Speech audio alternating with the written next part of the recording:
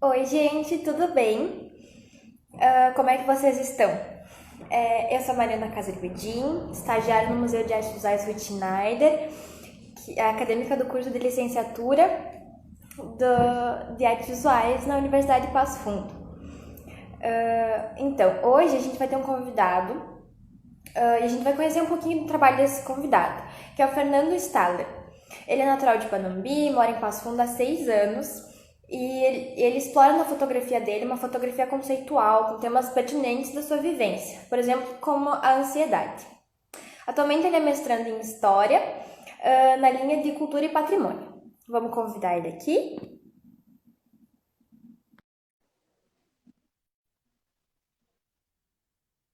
A gente está só esperando agora a conexão do Fernando. Oi, Fernando, tudo bem? Olá, tudo bem? Seja muito bem-vindo. Eu que agradeço. A gente fica muito feliz com a tua participação aqui. Então, é, tu pode nos contar um pouquinho sobre como é que começou a tua história nas artes? Sim. Bom, antes de mais nada, eu quero muito agradecer ao museu, agradecer a você pelo tempo de vocês, pelo convite. Eu estou muito, muito, muito feliz de estar aqui, na verdade. Eu tenho um carinho enorme e uma história já com o museu, né?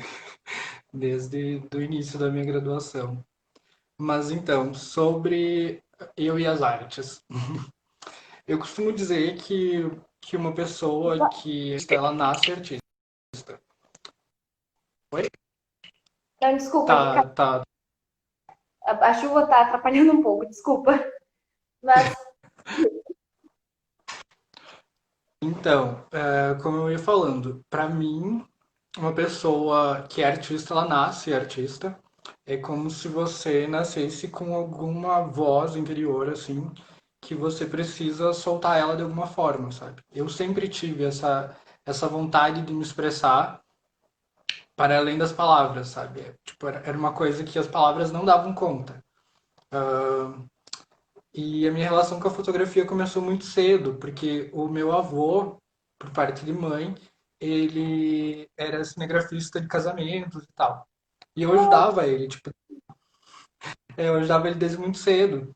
E eu ficava encantado, na verdade, com os fotógrafos, sabe? Tipo, não com a parte da filmagem, e sim com a fotografia. Eu olhava, principalmente uma fotógrafa lá da minha cidade, e eu via ela com aquela câmera e eu pensava, meu Deus, sabe? Tipo, que poderosa. Então eu comprei a minha primeira câmera, assim, uma daquelas Cybershot normal, assim, bem comunzona. E, e eu comecei a explorar a fotografia. Porque pra mim a fotografia, ela vem de uma forma muito sensorial. Eu me importo mais com a experiência estética que aquilo vai gerar, né? Na pessoa que vai ver, do que com a beleza, sabe? Tipo, eu não me importo muito se a pessoa vai olhar e pensar, nossa, que bonito. Não, não é essa a minha intenção. Minha intenção é realmente provocar. E é uma coisa muito interna, uma coisa muito visceral. É um trabalho que vem de um lugar muito interno, sabe? É uma necessidade que eu tenho de colocar isso pra fora. meu Deus do céu. Eu não sei o que está acontecendo. Desculpa, acho que o meu celular tá meio bugando aqui na tela, mas enfim, desculpa atrapalhar, pode continuar. Eu não sei, eu queria saber se o pessoal tá ouvindo tudo tranquilo, porque pra mim aqui tá rolando tranquilo.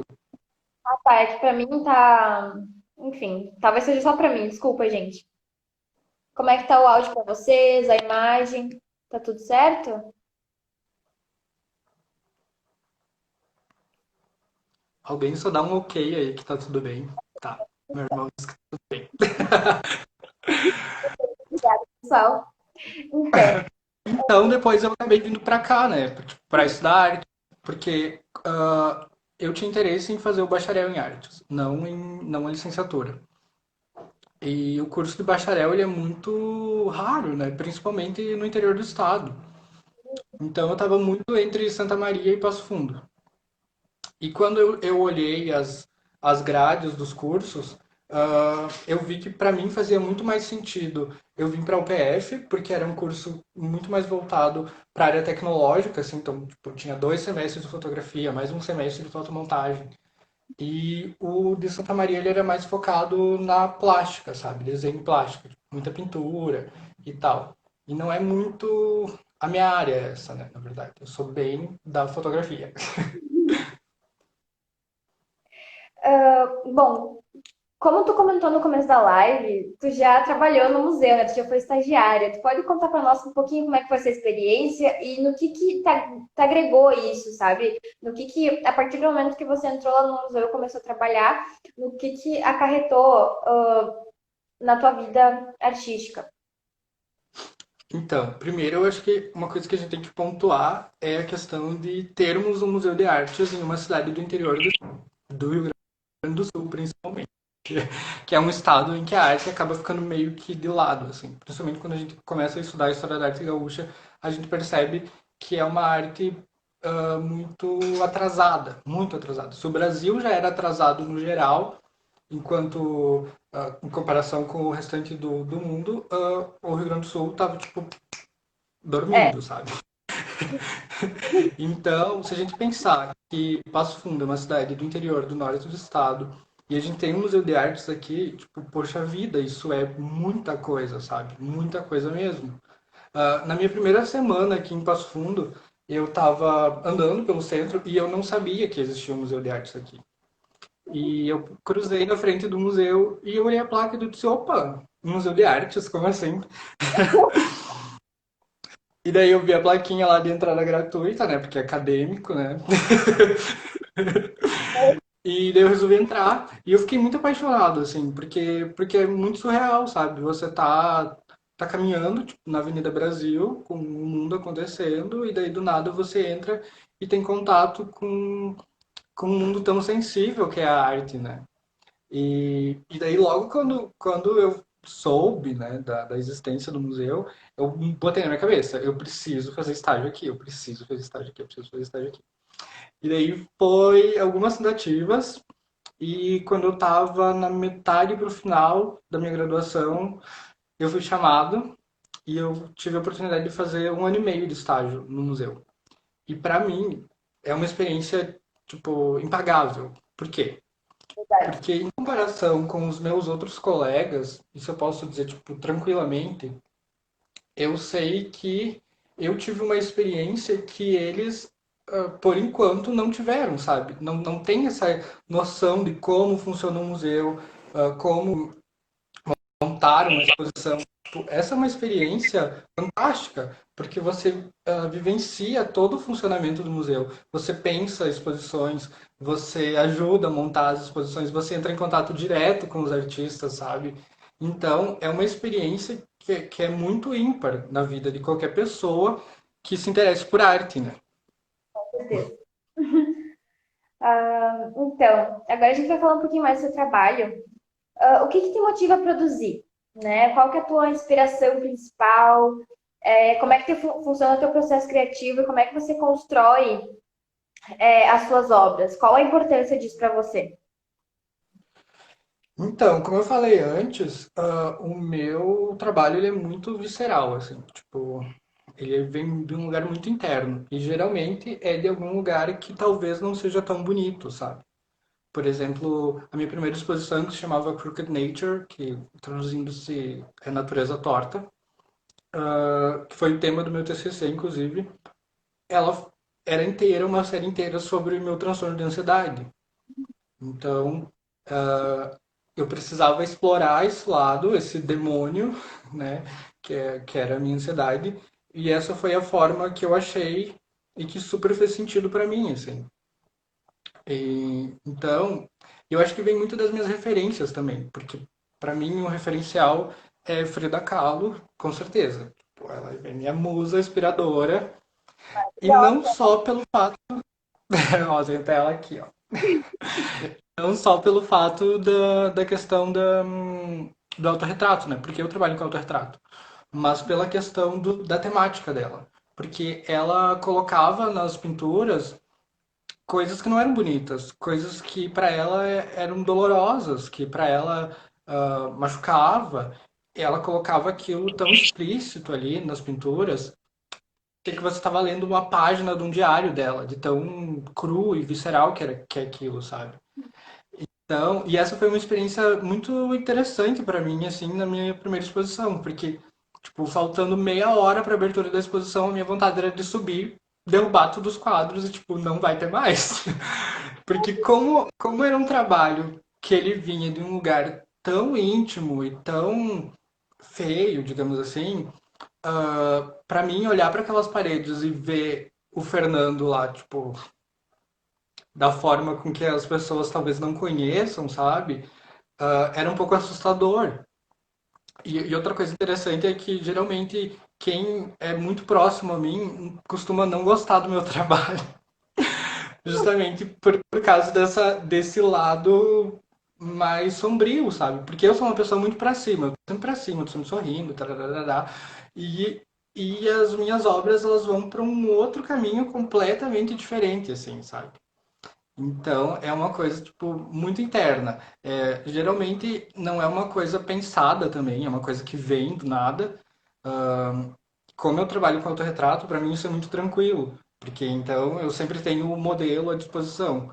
Então, sei lá, deu uma ideia no meio da madrugada, eu tenho meu tripé, eu tenho minha câmera, tenho eu e bora, sabe? Vai. E é sempre e é sempre muito rápido, sempre muito rápido. Tipo, poucas vezes eu planejei, assim, sabe? Tipo, eu fiz todo um roteiro para uma fotografia, tarará. Poucas vezes.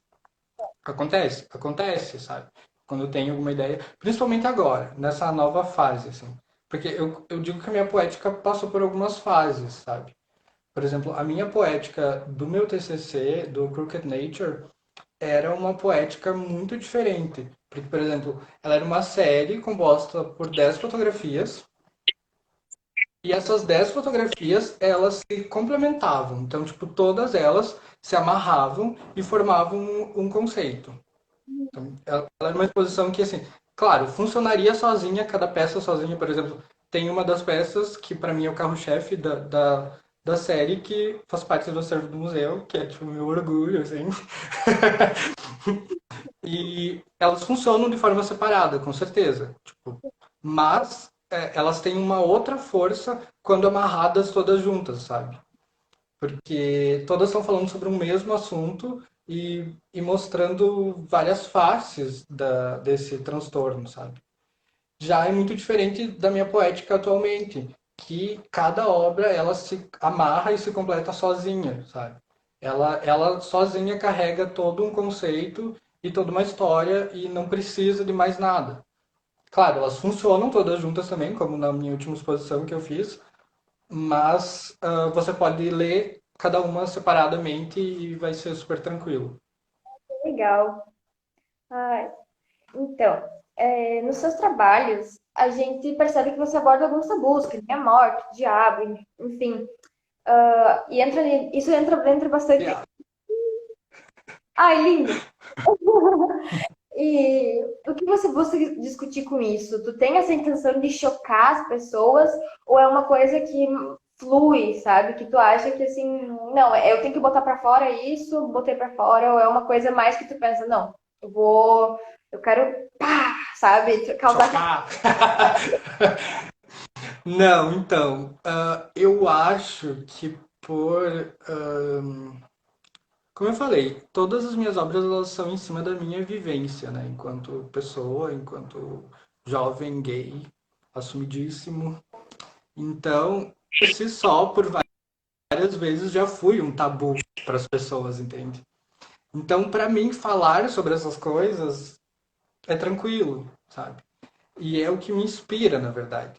Porque talvez se, por exemplo, essa obra do diabo, eu só tivesse aqui segurando a vela, não ia, tipo, as pessoas iam achar qualquer coisa, sabe? Ia passar batido. E eu não quero isso. Eu quero que as pessoas parem, que aquilo chegue a doer, assim, nelas, sabe? Uma coisa... Tanto que na minha última exposição, ela se chamava Inside the Broken Mind, que era em cima daquela minha obra em que a minha cabeça tá rachada e tal. E acabou, foi uma experiência bem interessante, Porque acabou que, no meio de tudo, eu vi que a exposição não era sobre aquilo. Que a exposição era sobre o diabo. Por Nossa, quê? Porque agora já vou inserir o assunto LGBTQIA+, que vontade. porque para amarrar, o que acontece? O que que é a figura do diabo, assim, para as pessoas, sabe? As pessoas colocam muito tabu em cima disso, aquela questão de, por exemplo, ai, tudo que eu não conheço eu falo que é do diabo, sabe? Ai, meu Deus. Uma religião diferente da minha, não, não, não, aquilo lá é demoníaco. Eu, um jovem gay, tipo, na minha infância, adolescência, eu era criança viada que, por exemplo, os pais falavam, olha, não anda com o Fernando porque, né, pega mal, ou, por exemplo, na minha adolescência, tipo, lá pelos meus 15, 16 anos, foi depois dos 15, porque eu já era assumido, um dos meus melhores amigos, a família dele simplesmente fez uma intervenção e falou pra ele que ele não era pra andar comigo porque eu era o diabo, Ai, sabe? Então, assim, se eu sou o diabo, se é isso que vocês tanto falam, então tá aqui, sabe? Tá aqui, essa é a imagem do diabo. Se a gente for olhar para essa imagem do diabo, uma coisa que eu acho interessantíssima é porque ele tá com um olhar quase que piedoso, assim, sabe? Ele não, ele tá com uma vela, sabe? Ele não é um ser, ó, sabe? Ele é só alguma coisa que as pessoas olham, estranham e não têm a capacidade de, tipo, refletir sobre, sabe? E eu penso muito sobre isso porque hoje em dia a gente tá num mundo em que todo mundo tá conectado, sabe? Por exemplo, meus avós têm WhatsApp, têm Facebook e tudo mais. A maioria do pessoal mais velho também tem acesso à internet. Eu tenho quase certeza que quase todo mundo tem WhatsApp, pelo menos, sabe? Então, aquela velha desculpa de, ele vem de outra geração, não cola. Porque como é que você vem de outra geração, consegue se adaptar a usar uma nova tecnologia completamente diferente, mas você não é capaz de quebrar um preconceito completamente idiota, sabe? E preferir colocar rótulos, sabe? Então, se eu tenho a intenção de chocar com as minhas obras, talvez. Talvez sim. Mas é muito por isso, porque eu acho que se for uma coisa muito tranquila, sabe, vai passar muito batido, assim. Então acabou que o diabo foi a peça principal da exposição. Ele estava no meio da exposição. Tu entrava na exposição, tu olhava e tu tava de cara com o diabo. Então era um pouco chocante, né, para muitas pessoas. E, e o diabo sou eu, sabe? Tipo, e eu não tenho medo de ser o diabo, eu não tenho medo algum de ser o diabo, eu não tenho. Eu quero quebrar essa ideia de, de tudo que é desconhecido é demoníaco, tudo que é. Por exemplo, a morte. A morte, geralmente as minhas obras elas vêm com alguma frasezinha que vem. Caiu o chapéu, confirmou. Geralmente as minhas obras elas vêm com alguma frasezinha assim que acompanha, sabe? Então a morte, ela, se eu não me engano, é uma frase que diz me conte todos os seus segredos, uma coisa assim, sabe? E é muito isso, porque chega na hora da morte, que também é um assunto que é muito tabu, ah, você vira uma coisa que já foi, sabe? Tem um conceito muito interessante que eu estudei agora no mestrado, que é o conceito de design, sei lá, uma coisa assim, é uma coisa alemã. E que é tipo ser aí. Que enquanto a gente tá vivo, a gente é um ser que tá aí no mundo. Então a gente tem todas as possibilidades de ser qualquer coisa. A partir do momento que você morre, você apenas é. Então, tudo que você viveu, tudo que você fez, tudo que você pensou, foi, sabe? As pessoas podem olhar pra você e conhecer você de cabo a rabo, porque você não tá mais ali pra desdobrar mais nada, sabe?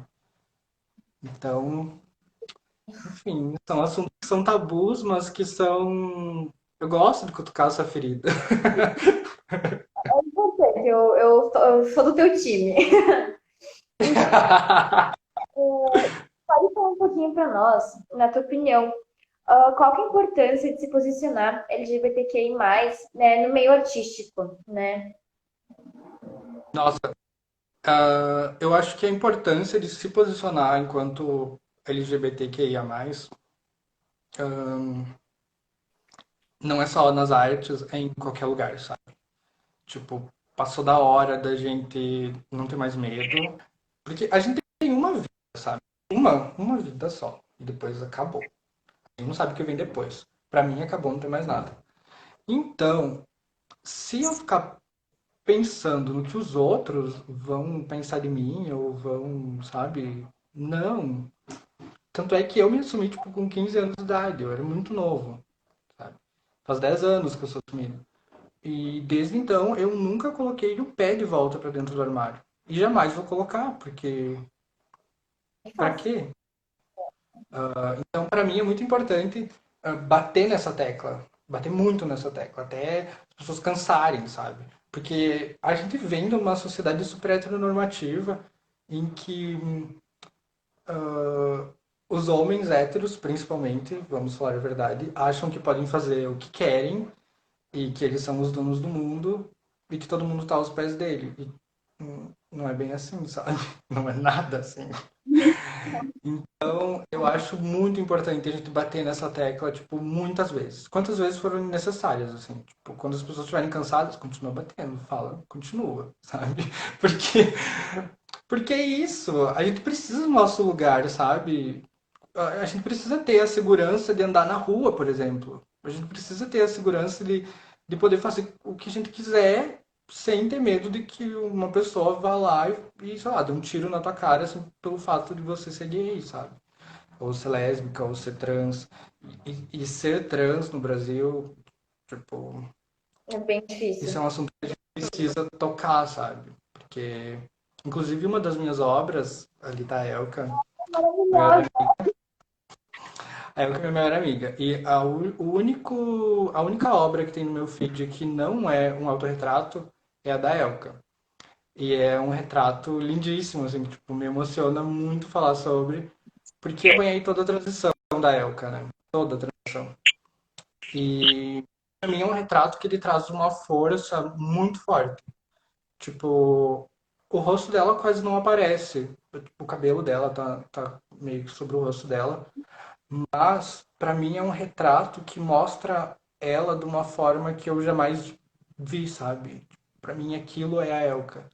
Ela tá com uma força, ela tá com um poder, ela tá maravilhosa, sabe? E pra mim, aquilo chega quase a ser um autorretrato, porque ela é tão parte de mim e que pra mim é como se fosse um autorretrato, sabe? Inclusive, se parar pra pensar, tem borboletas nessa obra. Ela tá com uma mão assim, tem borboletas. Eu tenho pavor de borboletas. Eu tenho muito medo de borboleta. E, e eu acho que tudo consegue se amarrar, sabe? Porque eu tenho um medo pela Elka, sabe? Ela sabe disso. A gente vive num país em que a expectativa de vida de uma trans é 35 anos de idade. O que a gente fez com 35 anos de idade, sabe? Nada, sabe? Eu tô com 26, daqui a 9 anos eu morro, como assim? Sabe? Não. A gente precisa mudar isso. A gente precisa mudar isso e, tipo, muito rápido. Muito rápido. As pessoas estão morrendo enquanto a gente tá achando que tá tudo bonito e não tá. Ai, é bem complicada essa questão e é muito profundo esse assunto, né? Tipo, são várias camadas que dá para conversar assim muito sobre isso. Inclusive, o Sim, pessoal. inclusive, só puxando um gancho, assim, a Bienal de 2018, para quem se interessar, a Bienal do Mercosul, de Porto Alegre, tem o catálogo deles online, que se chama, foi a Triângulo Atlântico, se eu não me engano. E foi uma Bienal muito representativa, muito, muito, muito. Porque foi a Bienal com muitos artistas negros, ah, tinha também obras que abordavam a questão dos LGBTQIA+, e eu lembro que foi fantástico, porque quando a gente chegou lá para ser monitorado, né, para fazer a monitoria, a gente foi monitorado por uma menina negra e por uma menina trans. Então, foi muito legal porque toda a proposta, e além de apenas tipo, trazer obras de pessoas trans, pessoas negras, pessoas, né, é inserir essas pessoas. Então, a gente precisa, além de falar sobre isso, a gente precisa inserir essas pessoas, sabe? A gente precisa inserir essas pessoas dentro do circuito da arte, sabe? Isso tem que deixar de ser um tabu muito grande. Não, não pode ser. Principalmente nas artes. Principalmente nas artes, sabe? Que é uma área tão humanas, tipo, é inaceitável que isso seja um tabu ainda. Não, não tem o porquê. Verdade. É verdade. Agora eu vou pular um pouquinho para um outro assunto. Recentemente a gente sabe que você foi selecionado por dois editais do Funcultura. A primeira exposição do Broken Mind, e, que foi no Lúcio de Castro, e depois a exposição Inside this Broken Mind, que ficou aberta na Galeria da Estação de Arte, né? Ali na Gari. Como é que foi essa experiência para você? Então, a primeira, que foi a Crooked Nature, pra mim foi surreal, assim. Por quê? Porque, como eu falei, é um trabalho que vem de um lugar não muito bonito. E daí, e era o meu TCC, sabe? Era o meu trabalho de conclusão de curso. E aí, eu consegui ser selecionado no edital de artes visuais, pra mim significou, tipo, muito, sabe? Porque foi, tipo, o top de ouro, assim, que faltava em cima de tudo. Eu consegui transformar uma coisa tão feia em uma coisa tão bonita. Porque uma coisa interessante dessa exposição foi que, como ela tratava sobre o transtorno de ansiedade, eu fiz questão de, na abertura da exposição, a gente conversar sobre isso. Então a gente teve toda a vernissagem lá em cima, em que as pessoas olharam as obras. Daí deu um horário, a gente desceu pro teatro e teve uma conversa. Tipo, literalmente foi uma conversa aberta, assim. E tava muito cheio, que foi fantástico. Eu fiquei muito, muito, muito feliz. Porque tava eu, a Raquel, que já trabalhou aí no museu, a professora Raquel, que eu amo de paixão, que acompanhou, tipo, toda a construção desse trabalho. E uma das minhas melhores amigas, que é a Maria Eduarda, que é acadêmica de psicologia. Então, nós três, a gente abriu uma conversa sobre o transtorno de ansiedade, sabe? Então, eu falei desde como para mim foi construir essa exposição e essas obras. E, e a Duda, enquanto acadêmica de psicologia, ela foi inclusive tirando dúvidas de pessoas que estavam lá assistindo, sabe? E foi muito legal porque foi como se eu visse um muro caindo. Porque quando toca nesse assunto, as pessoas meio que constroem uma barreira muito grande, assim, sabe? Tipo, ninguém quer falar sobre problemas psicológicos. Tipo, todo mundo acha que tá todo mundo bem, sabe? Meu Deus, você vai no psiquiatra, como assim? Sabe? Que, sabe? É só um médico. Tô louca! É, sabe? Nossa, tu toma medicação, como assim? Sabe? As pessoas têm um tabu muito grande em cima disso. E eu vejo que esse tabu só prejudica elas mesmas, sabe? Porque as pessoas estão perdendo tempo em que elas poderiam estar se tratando e entendendo todo esse rolê que elas mesmas têm por um tabu ridículo, sabe? Mas ao mesmo tempo tem uma outra metade da moeda que também é bem chata, que é a questão da banalização do transtorno de ansiedade, sabe? As pessoas banalizam muito, elas acham que, tipo, ai meu Deus, eu tô ansiosa pra, sei lá, ganhar um presente. Tenho ansiedade. Não. Você não é ansioso por isso, sabe? A ansiedade é um outro rolê completamente diferente, assim, muito diferente. E que nem no meu caso, o meu transtorno de ansiedade, ele é genético, então passou da minha mãe para mim, né? Então eu nasci com transtorno de ansiedade. E o que acontece? Quando eu fui diagnosticado, para mim foi uma chavezinha assim que ligou, sabe? Porque eu comecei a rever toda a minha vida e ver o quanto o transtorno de ansiedade tinha marcado toda a minha infância, toda a minha juventude, tudo, sabe? E eu passei a explorar isso dentro dessa primeira série de fotografias, que foi a Crooked Nature. Que, aliás, eu até deixei aqui. Aqui tá o meu TCC, em que dá até um orgulho de ver, em que eu escrevi sobre toda essa construção poética. Inclusive, tem essa aqui, que é de 2014. Tipo, eu tinha acabado de entrar na faculdade e eu já tava falando sobre ansiedade e eu nem tinha me ligado, sabe? Eu, eu me propunha a encarar essas sensações que eu estava sentindo em frente à câmera, que a gente chama de photo performance, quando você performa em frente à câmera, né? E, e eu já estava falando sobre ansiedade e eu não sabia, sabe? Então, por isso que eu digo que ela vem de um lugar muito interno.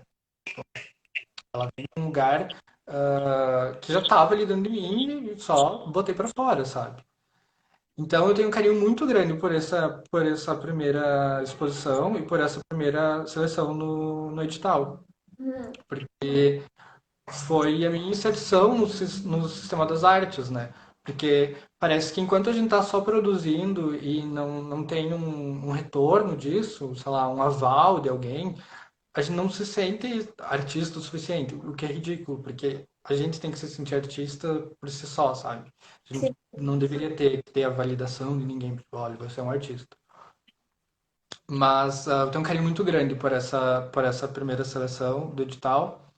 E a segunda, que foi a Inside this Broken Mind, para mim foi muito especial também. Aliás, nas minhas duas exposições eu tive a parceria do museu, como sempre, em que me ajudaram com as molduras e tudo mais. Porque isso é outra coisa que a gente precisa falar. Fazer arte é muito caro. Muito caro. E as pessoas não valorizam, sabe? Verdade. Uma impressão dessas aqui, desse tamanho, é caríssima, sabe? Se eu fosse mandar emoldurar isso aqui, nossa, tipo, ia gastar horrores. E quando a gente está falando desse edital, do edital de artes visuais aqui do Passo Fundo, claro, a gente tem uma premiação. A primeira premiação foi de R$ 1.000, se eu não me engano, do primeiro edital. E a segunda, acho que foi 1.600, Uhum. se eu não me engano. Quando a gente fala assim, tipo, nossa, R$ 1.000, tu ganhou R$ 1.000 pra te fazer uma exposição. As pessoas podem achar que é muito, mas isso não é nada, sabe? Nada. O que que tu consegue fazer com isso pra uma noção? Tem que se virar nos Desculpa, te 30. atrapalhei. Não, pode falar. Não, é que às vezes o pessoal não participa muito dos backstage, né? E daí acha que. Porque daí é a fita, às vezes, para colar na parede, é o prego, é o martelo, é a fita métrica. E são todos detalhes que às vezes a gente não percebe na hora que tá pronto, né? E daí quando tá pronto, a gente pensa, nossa, mas é fácil, né? Porque é só botar ali na parede. Nossa, muito fácil, muito barato também, né? Tipo, as pessoas precisam parar com essa mania de que artista consegue fazer tudo com lixo, sabe? As pessoas têm uma mania de tipo, ah, nossa, eu tenho um negócio aqui em casa que eu vou jogar fora, será que você não quer pra fazer alguma coisa? Eu, quê? Não, sabe? Não é por aí. Mas eu acho importantíssimo a existência desse edital, sabe? É muito importante. Porque voltando a falar dessa questão do interior do estado, qual cidade do interior do estado que tem uma iniciativa pública que fomenta a arte? Não existe isso, sabe? Não, é pouco. É pouco. Infelizmente, temos que concordar que é um valor, tipo, literalmente simbólico, sabe? Porque, por exemplo, se eu fosse viver de arte, tipo, eu infelizmente não consigo viver de arte, principalmente aqui em Passo Fundo. É muito impossível isso acontecer. Por exemplo, esses editais não acontecem. Esse edital, por exemplo, aconteceu duas vezes, uma vez a cada 2 anos. Tipo, é isso. Então, pensa, eu ganhei em 2017 R$ 1.000 e em 2019 eu ganhei 1.600, sabe? E fora que esse dinheiro vai todo na montagem da exposição, né? Pô, mas a existência. Eu não tô desdenhando, por favor, não entendam isso. Eu não tô desdenhando ou falando mal do edital. Muito pelo contrário. Esse edital é, tipo, muito maravilhoso e muito necessário. A gente tá caminhando em passos de formiga, assim. É um começo, é um começo. É um ótimo começo, na verdade. Quem sabe, mais pra frente, a gente não tem um edital em que, sei lá, dê 10 mil reais. Por que não, sabe? Às vezes as pessoas acham, nossa, 10 mil reais. Hum, Vai ver, no final das contas, não é tanto. Com tudo que a gente faz por trás disso. As pessoas precisariam conhecer todo o backstage de como funciona esse mundo das artes, sabe? Para quem sabe valorizar mais, sabe? Porque primeiro que o curso, por mais que o curso seja barato, enfim, a gente, por exemplo, na UPF tem bolsa de 50%, né? Eu fiz com bolsa do ProUni e tal. Mas o curso em si é caro, porque você precisa comprar material, você precisa comprar um monte de coisa, e é uma coisa que não tem um retorno muito rápido, assim, sabe? Principalmente no bacharel, porque assim, vamos falar de curso. Tá, uma pessoa que. Isso era uma coisa que me deu um treco, assim, no meio da graduação, que eu quase troquei de curso, assim, porque eu entrei em parafuso. Pensava assim, nossa, uma pessoa que faz veterinário, ela se forma e ela é um veterinário. Uma pessoa que sei lá, faz odontologia, vira dentista. Eu vou me formar em arte, eu vou ser artista. Artista no Brasil, como assim? Sabe? Tanto é que eu lembro que no primeiro dia de aula, a Mariane, que era a coordenadora, ela chegou na sala em que estavam todos os bichinhos, né?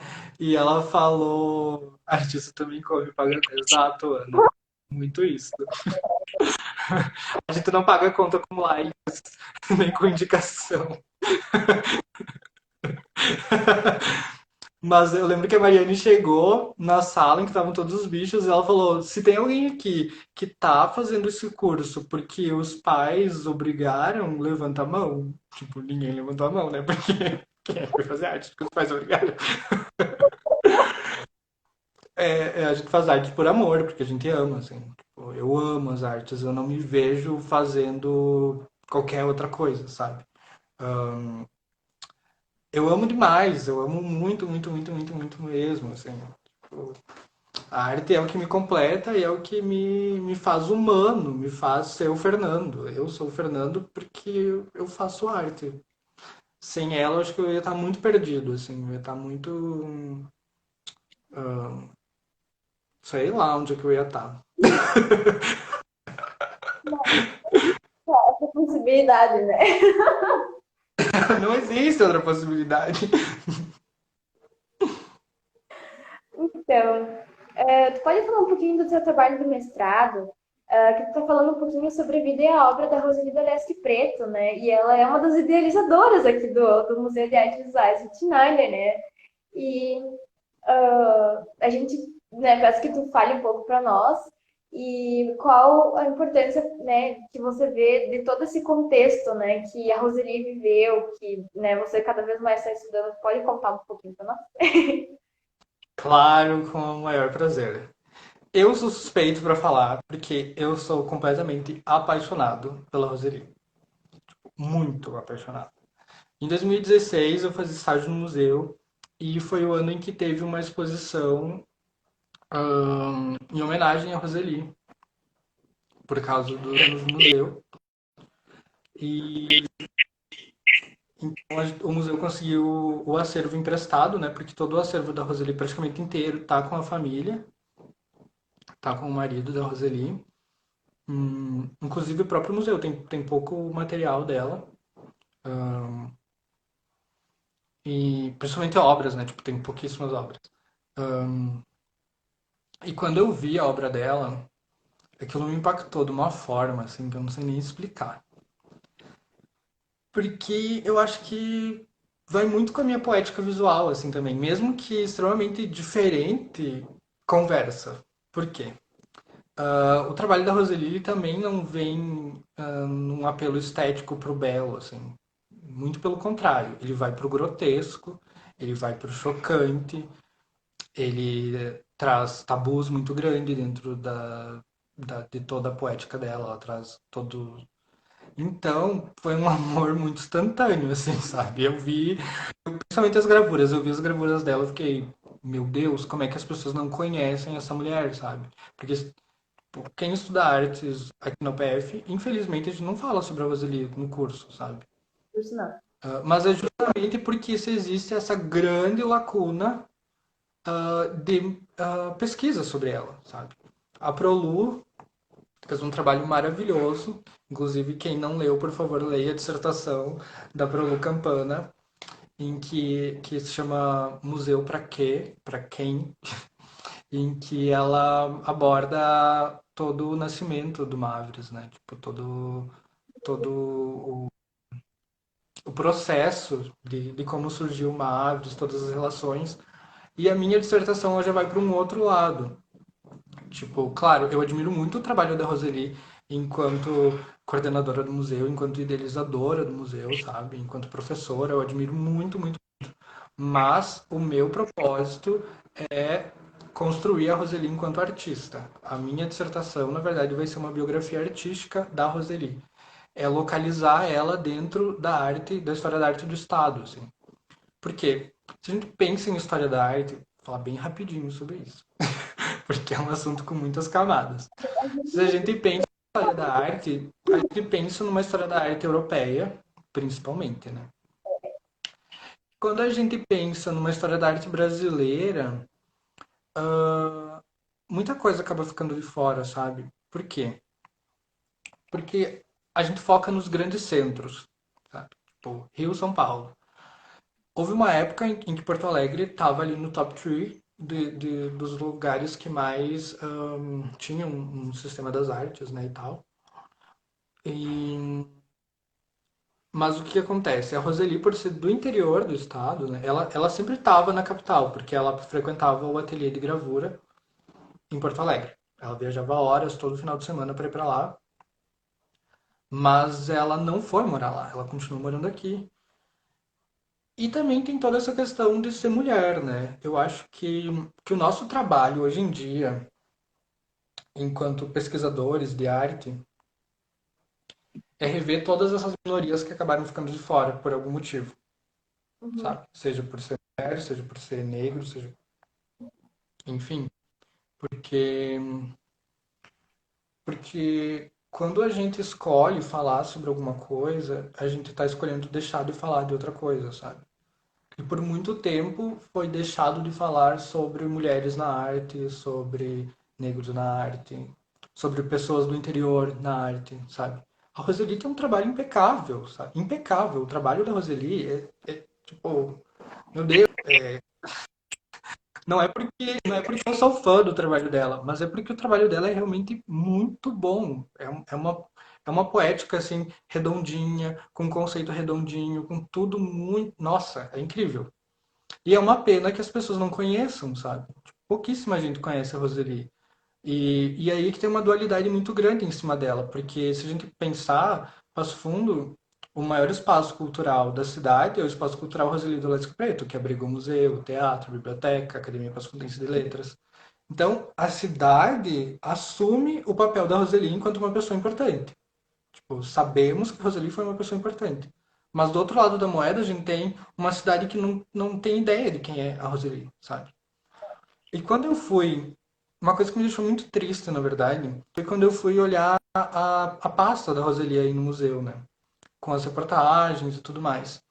E daí tinha muita reportagem de jornais em que pessoas conhecidas da Roseli falavam que, nossa, ela iria ser lembrada para sempre na história de Passo Fundo e que a Passo Fundo jamais esqueceu o que ela fez e tararararará. Corta para, tipo, nem 20 anos depois da morte dela, ninguém sabe, sabe? Isso é triste. E quando eu me propus a entrar no mestrado, é muito para trazer isso à tona, sabe? Para fazer com que as pessoas conheçam. Tanto que a ideia maior de toda essa pesquisa é realmente fazer um documentário com tudo isso. Porque eu não posso esperar que as pessoas vão chegar em casa e vão ler minha dissertação. Isso não vai acontecer, sabe? A pesquisa acadêmica, ela fica muito restrita ao meio acadêmico, né? Sim. Eu não posso esperar que as pessoas, sei lá, a Maria que trabalha o dia inteiro numa padaria vai chegar em casa e vai ler a dissertação do Fernando. Olha só, vou ler a dissertação. Não, isso não vai acontecer. Então a ideia de fazer esse comentário, ela é justamente para que tenha um alcance maior, assim. Porque, querendo ou não, o audiovisual ele tem um alcance maior. As pessoas param para ver. Elas, pelo menos elas têm mais paciência, sabe, do que de fato parar para ler. A gente tá num mundo em que todo mundo tá numa roda assim, tipo, tão rápida, em que, sei lá, às vezes parar para ler 200 páginas para as pessoas é impossível. E eu nem consigo julgar essas pessoas, sabe? Porque realmente, tu chega cansado do trabalho, tu vai ler, tu vai dormir, sabe? Ah, então, é que nem aquele outro rolê que se fala muito, em que as pessoas no Brasil não gastam com cultura. Tá, ok, tudo bem. Mas vamos parar pra pensar? Tipo, o salário mínimo tá o quê? Sei lá, 1.040, não sei, uma coisa assim. Tu vai num cinema, R$ 40 às vezes o ingresso, sabe? Quem é que vai, sei lá, tem uma família, um casal com um filho, digamos assim. Você tirar o dinheiro para ir para um rolê cultural, para ir num teatro, para ir num cinema, para ir num show, o show é muito, muito mais caro. É você, às vezes, estar tirando comida da mesa, sabe? Então, tem uma disparidade muito grande aí. Então, quando se fala em que as pessoas não gastam dinheiro com cultura, por quê? Porque as pessoas não têm dinheiro, sabe? A gente não tem dinheiro. As pessoas às vezes querem, mas elas não têm, sabe? Então, ah, a gente, enquanto país, a gente está muito, muito atrasado, assim, em tudo isso, sabe? Porque se a gente pensar isso em outros lugares, as pessoas vão em família para shows, sabe? Tipo, é um passeio de família você ir para um museu e tudo mais. E aí, e sobre o museu, nossa, eu tô costurando umas coisas assim que eu vou lembrando e vou falando. Mas sobre o museu, eu acho muito importante, inclusive, o papel do museu aqui em Passo Fundo nisso. Porque, claro, agora estamos no meio de uma pandemia, o museu está fechado e tudo mais. Mas uma coisa que me deixava muito feliz quando eu estagiava no museu era quando no final de semana o aluno que tinha vindo com a escola voltava com a família. Sim, isso é muito legal. Isso é lindo, sabe? E aí a gente vê o quanto isso tá dando certo, sabe? O quanto o papel do museu tá certíssimo. A gente tem que levar, a gente tem que começar pelas crianças, sabe? Porque daí, porque pensa, o museu aqui fica nem uma quadra do shopping. Quando É. o mundo tá normal, que não tá esse pandemônio, todo mundo vai no shopping no final de semana, todo mundo vai no Bela Città. Então, assim, essencial, né? Tipo, não foi no shopping no final de semana, não vale. Então, essas famílias elas vêm para o centro e as crianças acabam levando a família para o museu, sabe? Isso é fantástico, isso é lindo. Eu ficava muito, muito, muito feliz quando as crianças voltavam, sabe? Ou quando os pais falavam, a gente veio porque fulano encheu o saco pra gente vir. E daí acabava que os pais gostavam. E acaba que vai criando uma rotina com aquilo, sabe? Então, é um trabalho de formiguinha? É um trabalho de formiguinha. Mas quando a gente tem esse retorno, é um retorno tão lindo e tão gratificante, assim, sabe? Eu sinto muita saudade do meu estágio no museu, assim, porque eu vivi momentos muito bons. Muito, muito, muito bons mesmo. Ai, que legal. Nossa, realmente. Agora falando também um pouquinho de museu, tu também já ministrou uma oficina lá no museu, né? No evento que a gente teve, bugou aqui, desculpa. No evento que a gente teve, que foi o Conexão 12 Horas de Cultura, né? Como é que Sim. foi para você, né, que você veio pelo museu, né? Mas foi de uma maneira diferente, que daí estava lá para dar uma oficina, né, para as pessoas que estavam participando do evento e tal. Como é que foi esse trabalho? Então, a minha relação com o museu já é quase um casamento, né? A gente vem se namorando há um bom tempo. Então, só que na verdade foi muito, muito, muito gratificante, sabe? Estar aqui hoje nessa live para mim é muito gratificante, porque eu vejo o quanto eu tô crescendo, sabe? O quanto o que eu tô fazendo é certo. Quando a minha obra foi aceita para entrar no acervo do museu, eu quase tive o piripaque. Porque para mim era surreal, porque eu tô num acervo do museu com gente que eu admiro horrores, sabe? Artistas importantíssimos estão nesse acervo. Então, quando eu recebi o e-mail que a minha obra tinha sido aceita para entrar no acervo do Museu de Artes Visuais Ruth Schneider, nossa, foi muito surreal, porque são fechamentos de ciclos, assim, né? Muitos fechamentos de ciclos. Então, quando eu participei dessa oficina, quando o museu veio me convidar para participar,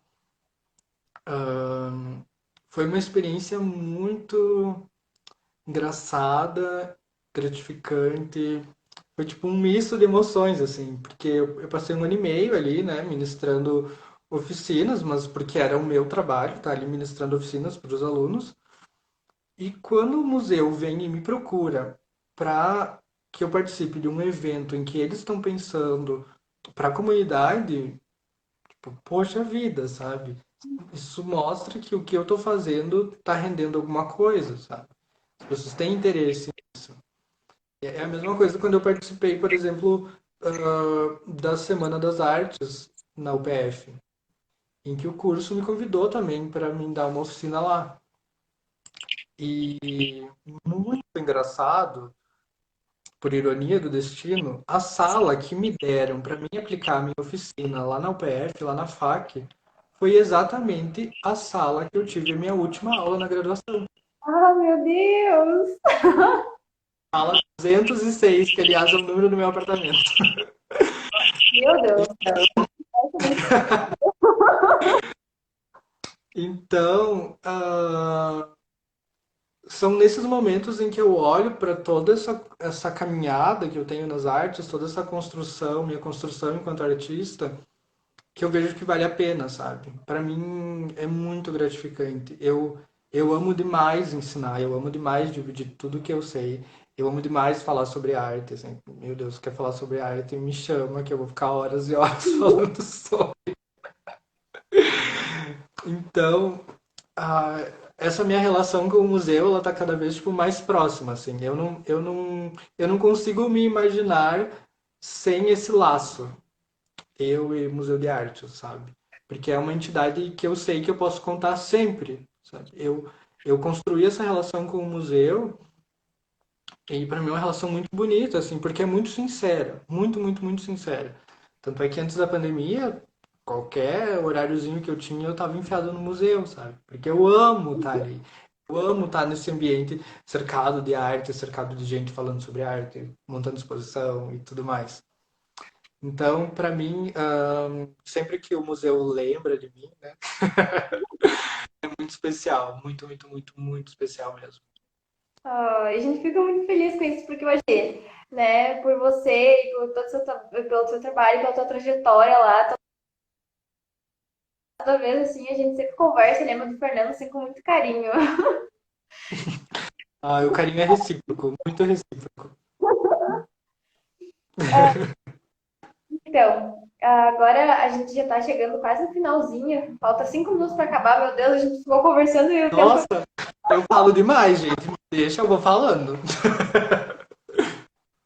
Então, para finalizar, nossa última pergunta aqui do nosso roteirozinho quais são as suas perspectivas para o futuro, né, enquanto artista visual, né? Quais as suas.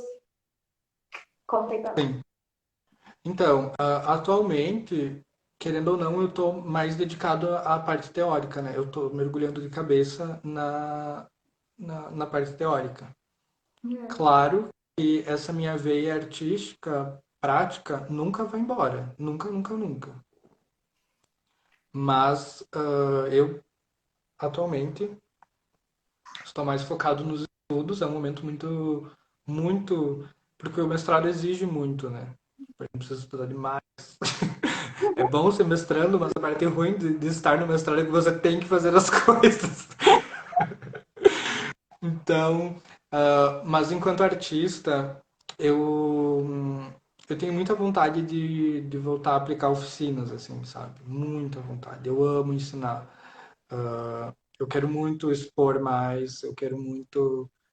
Eu tenho uma exposição pensada que na verdade faz um apanhado de toda essa trajetória da minha construção, da minha poética visual.